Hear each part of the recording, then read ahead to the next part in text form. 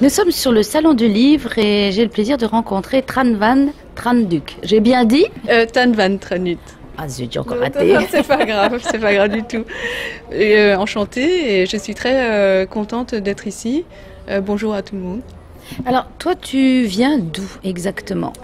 C'est un peu compliqué en fait. Je suis née au Vietnam. À l'âge de 6 ans, je suis allée aux États-Unis pour suivre mes parents parce qu'ils sont allés là-bas pour faire leurs études. Donc j'ai passé 3 ans aux États-Unis, dans l'État du Michigan. Après 3 ans, je suis allée en France maintenant parce que mes parents ont déménagé là-bas. J'ai fait toutes mes études en France jusqu'au bac, donc j'ai passé le bac. Et après, je suis allée aux États-Unis pour faire mes études d'ingénieur en Californie. Après quoi, je suis revenue en France pour travailler. Alors, tu parles combien de langues? Je comprends le vietnamien, je parle un petit peu le vietnamien, l'anglais, le français, et puis en 6e en France, donc il a fallu choisir une première langue étrangère, donc j'ai pris l'allemand. C'était vraiment une langue bizarre pour moi. C'était la première fois que je voyais les 3 genres et les déclinaisons. Puis après, j'ai pris l'espagnol.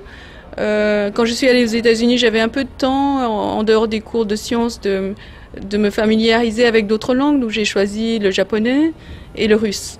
Mais bon, c'est... C'est tout? Non, mais le niveau est rudimentaire quand même. Mais bon, alors, j'admire toujours les personnes qui ont le don des langues. Et alors, du coup, dans quelle langue écris-tu? J'écris en français parce que j'ai commencé à écrire avec ma sœur. Et comme nous avons fait nos études en France, c'était la langue la plus naturelle à l'époque. Et donc oui, en français directement, voilà. Et tu essaies de traduire ou d'adapter parfois en anglais ce que tu écris ou tu laisses le soin à d'autres? Je laisse le soin à d'autres parce que la traduction est un art que je ne maîtrise absolument pas. Mais même quand ce sont ses propres écrits? Oui, en fait, quand je veux m'exprimer en anglais, je le fais directement. C'est plus simple en fait que ça. On ne passe pas par le français. Enfin, parce que je peux aussi écrire directement en anglais. J'ai fait des petites histoires, des histoires courtes qui ont été publiées dans certaines revues, donc ça me fait plaisir. Mais je ne traduis pas en fait. Je le fais directement. Et est-ce que tu es aussi éclectique dans ta façon d'écrire que dans ton choix des langues? Mais en fait, oui, j'ai commencé par le roman policier. Donc c'est un genre très spécial qui repose beaucoup sur la logique, les recherches. Donc tout ça, en tant que scientifique, je connaissais. À cela, j'ajoute la poésie, les légendes, etc. Et donc, pour moi, l'idée, c'était de faire quelque chose de cohérent, donc de bout en bout. Et c'est un exercice qui me plaît beaucoup. Et puis après, j'ai eu l'occasion de faire des nouvelles. Et ça, c'est encore un autre exercice parce qu'il s'agit de condenser tout ce qu'on écrit dans un roman dans un espace très court, avec un début, un développement, puis surtout une chute. Voilà. Et j'adore ça en fait parce que ça permet de raconter une histoire ou un moment particulier avec un ton particulier. Et ça exige en fait beaucoup de discipline. Oui, il faut beaucoup de rigueur parce que c'est très codifié la nouvelle. Oui, exactement. Et on peut faire plusieurs nouvelles pour un recueil qui ont des tons différents, des situations différentes, avec des personnages différents. Donc c'est un jeu vraiment qui est à facettes multiples. Et justement, quand tu fais un recueil de nouvelles, tu te dis pas, tiens, bon, allez, je vais me faire 10 nouvelles. C'est en fait, tu les collectes au fur et à mesure. Exactement. Donc, suivant les inspirations, suivant les lectures, tout ce qu'on a pu voir pendant la journée, avec qui on a pu discuter. Donc, oui, c'est très enrichissant en fait, l'art de la nouvelle. Et est-ce que justement tes écrits ont été portés en images? En images, non, mais quand je reviens aux enquêtes du mandarin Tan, qui se passent dans le XVIIe siècle vietnamien, mes lecteurs ont découvert un univers qu'ils ne connaissaient pas, mais ça a été amené en fait par des petites scènes avec de l'action, avec certaines descriptions, mais pas trop lourdes. Et donc, comme j'ai grandi avec un héritage visuel, hein, avec les films, les vidéos, tout ça.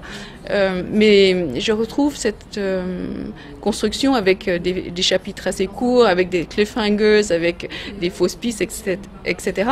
Et mes lecteurs disent, mais en fait c'est très visuel et ce serait bien que ça puisse paraître en images, en fait.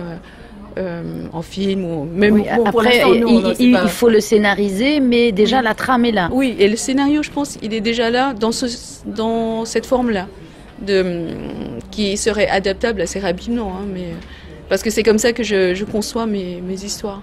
Et après, il faut les décors du XVIIe siècle au Vietnam. Voilà, c'est ça le plus difficile, je pense.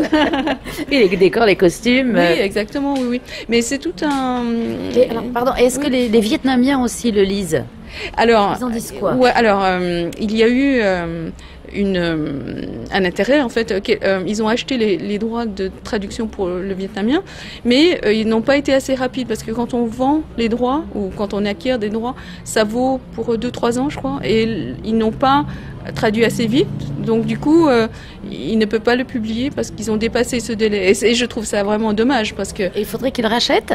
Bon, moi, enfin, légalement, ils devraient le faire, mais ce serait bien qu'on puisse peut-être transgresser un peu. Mais en tout cas, ça m'intéresserait beaucoup de savoir ce que les Viettes du Vietnam en penseraient, parce que... Mais c'est pour ça que je pose la question. Exactement, oui, tout à fait. L'intérêt réside là-dedans. Ce que les gens du pays pensent de cette histoire, parce que c'est XVIIe siècle, c'est assez méconnu par la génération actuelle, il me semble.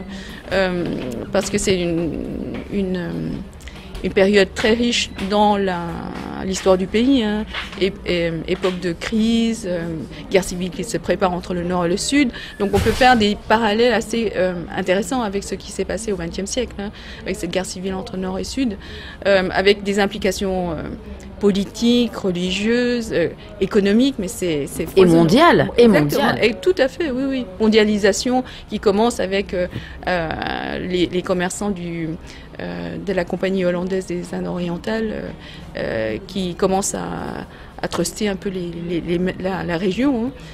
Après les Britanniques et les Français et les Portugais, plus les missionnaires, les jésuites français, les Italiens, etc. Donc c'est vraiment foisonnant. Voilà, et tout le monde est venu à la curée. Oui, voilà, c'est ça. Et donc en fait, quand j'ai écrit le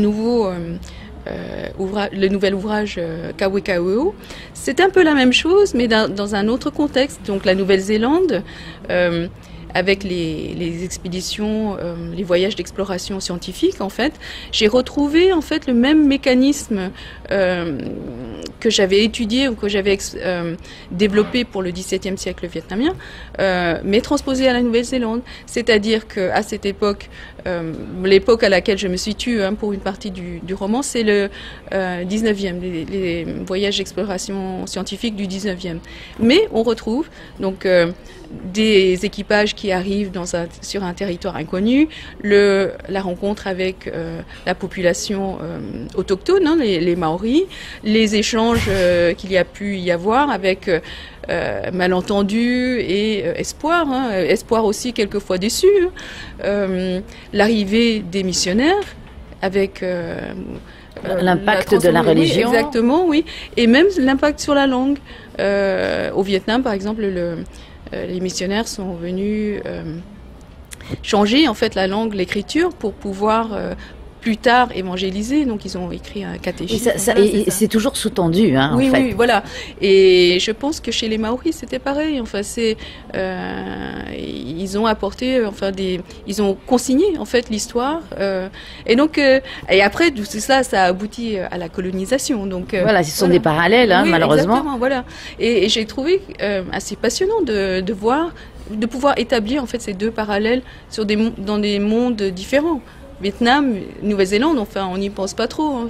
Non, et puis toujours avec une intrigue romanesque. Romanesque, basée sur des documents scientifiques, parce que dans Kawekaweo, le personnage principal, pour résoudre son énigme, en fait liée au lézard géant endémique de Nouvelle-Zélande, qui est le Kawekaweo, eh bien, il doit s'immerger dans le log du capitaine et à partir de là,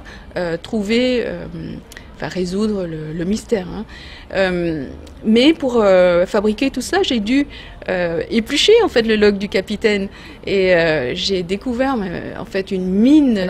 Peut-être le log, expliquer ce que c'est. Le journal de bord, pardon, oui, le journal de bord du capitaine et il consigne bon leur voyage, les descriptions. Et là, c'est un vrai log. Un vrai log, oui, oui, et c'est ça, préciser. voilà, et c'est ça qui fait la.